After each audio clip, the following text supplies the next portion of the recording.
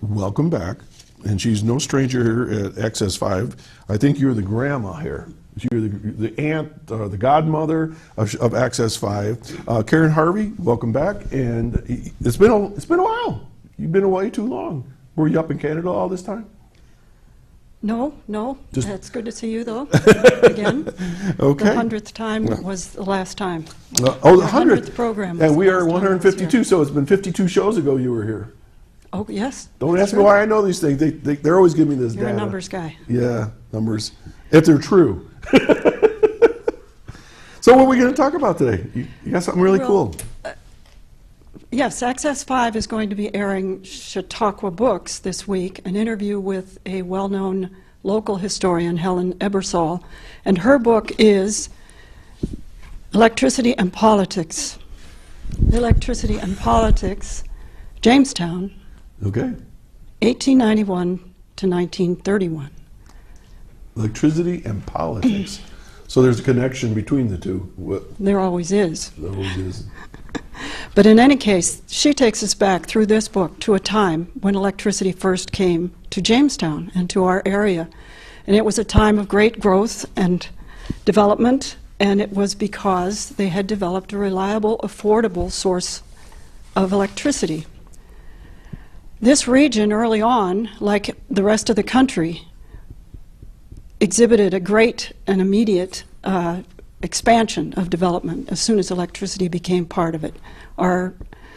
Before that, our environment was very hostile, and following the development of electricity, we were able to flourish. Jamestown became known as one of the big centers in New York, with its woolen mills and its cotton mills and its lumber and its extensive transportation system, and of course its international furniture industry and manufacturing, which of course now those are being turned into youth centers in Jamestown. That's right.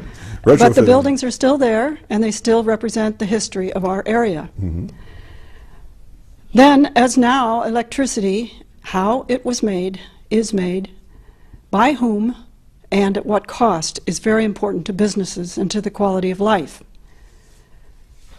When we saw the quest for electricity change through political policy decisions today, and her book reflects the politics of that day, we see that those people who control the policy of how we make electricity are not working in the same direction. They are working to handicap affordable and accessible electricity.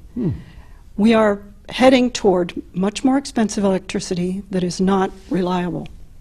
Now, the characters in her book, including the Broadheads and the Prendergasts and Sam Carlson, the mayor, all had the best interests of the community in mind when they worked very hard to promote the most accessible and affordable power. There were other guys like Fred O. Anderson and Carl Peterson who all worked hand in hand with the businessmen of Jamestown to build and develop those businesses. Now, in today's world, Governor Cuomo has developed a thing called, and I say so-called, Clean Energy Standard. It is jeopardizing the economy of New York.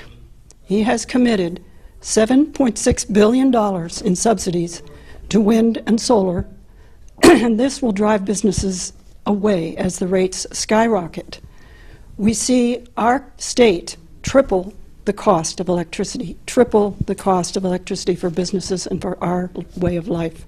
Why would a business set up shop in this state when they can go next door and for 1/3 the price buy their electricity? There was no cost-benefit analysis done when this policy was considered. There were no elected officials from the legislative branch involved in the determination of this policy shift. And there were no scientific studies to explain the health impacts of industrial wind turbines. This arbitrary executive branch policy has already been felt, and we see the massive rate hikes. Thursday's paper has a very lovely article on how the state is now charging Jamestown $74,000 per month. That's $893,000 per year to pay for this. So it's not just our tax money, it comes out of our utility bills too. What I want to bring to your attention is that this book gives you a perspective, a history, and the history of electricity and how it has made our nation great and changed our lives, as long as it is affordable and accessible, reliable. This is a fascinating story. Helen Ebersole told it in her book, Electricity and Politics, Jamestown, 1891 to 1935. And it is well worth looking at through the eyes of those who built everything that we today enjoy. Hey, when's your show going to air? Do you know?